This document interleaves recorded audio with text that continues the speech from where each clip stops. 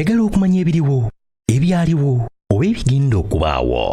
Program Tambula n'okumanya eggose. Tambula n'okumanya ku MRU TV ne Royal FM. Tambula n'okumanya. Tambula n'okumanya. Debout, Congolais, unis par le sort, unis dans le fort pour l'indépendance.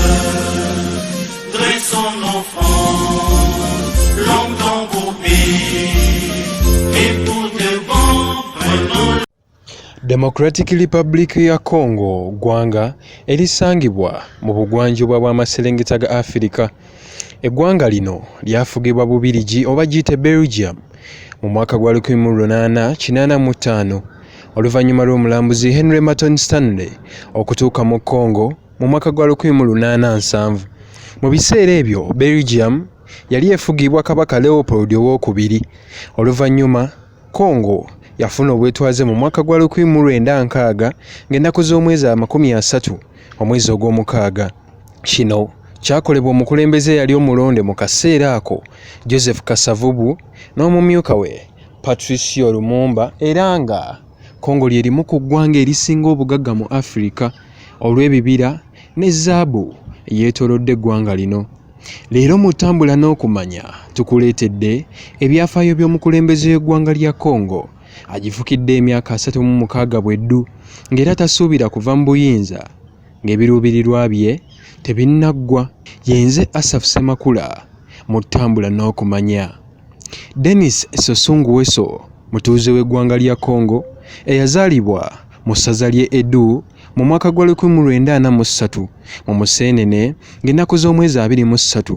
We twogerera bino nga Denis Sassou Nguesso alina emyaka 77 bw'egy'obukulu. Nguesso yasomera mu ssomero lya Luobomo Secondary School okuva mu mwaka gwa 1956 mpaka omwaka gwa 1961.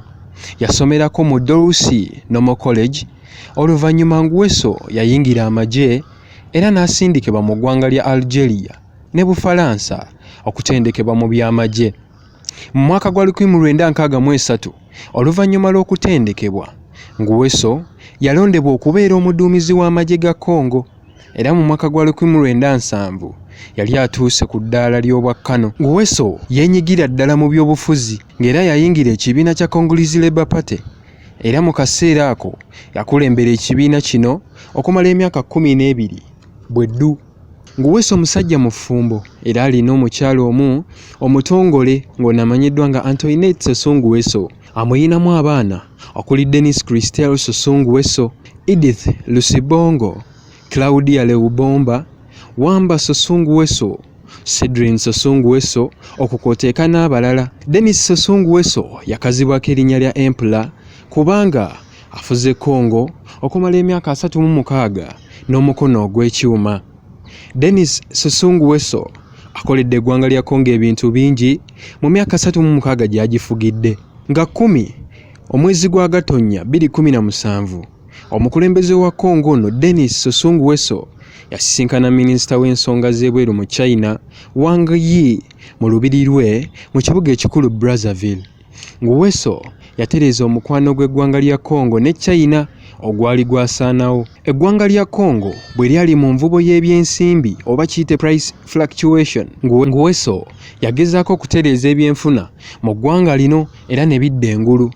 Denis Sassou Nguesso akkiririza mu nfuga ya demokrasiya era asobodde okuwa omwagaanya abamuvuganya okuteekawo ebibiina by'ebyobufuzi okugeza kya Forces for Renewal, Movement for Liberation of Congo, kwoteeka n'ebirala bingi. Nguesso asobodde okuteekateeka akalulu emyaka gyonna gy'amaze mu bukulembeze bw'eggwanga lino. Mu kalulu akasembyeyo okuteekebwateekebwa mu ggwanga lino mu Maaci wa 2021 omwaka guno gwennyini gwe tulimu, Nguesso yazzeemu okulondebwa ku bwapulezidenti bw'eggwanga lino era yawangudde n'ebitundu 88 n'obutundutundu 5 ku bululu obwabaliddwa. Obuwanguzi bwa Nguesso bwalangiriddwa minisita w'ebyomunda mu ggwanga lya Congo ng'abijja ku mukutu gw'akakiiko k'ebyokulonda ka Congo. Wabula okulondebwa kwa Nguesso kwabuutikiddwa okufa kwa Bryce Parfait Coleras eyabadde avuganya ennyo era nga kigambibwa nti Coleras yafudde obulwadde bwa COVID-19 obuleetebwa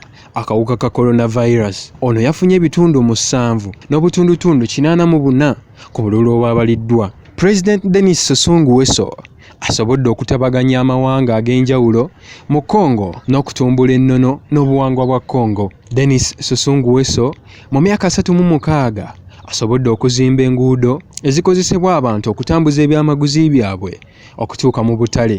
Azimbye ebisaawe ebiwerako mu ggwanga lino okugeza ekisaawe kya Goma International Airport, Kinshasa Congo Airport kw'oteeka n'ebisaawe ebirala. Nguesso asobodde okuyimirizawo ekitongole ky'ennyonyi eky'eggwanga lino ekya Congo Airways era ng'omwaka oguwedde bayongeddeko ennyonyi endala 2 okutwaliza wamu. Omusajja ono Denis Sassou Nguesso byakoledde Congo siyinza kubinnyonnyola n'embimalayo olw'obufunda lw'obudde, wabula weekomule ku mukutu guno ogwa MRU TV osobole okufuna ebyenjawulo mu katundu kaffe kano akatambula n'okumanya. Nze Asaf Semakula ku MRU TV.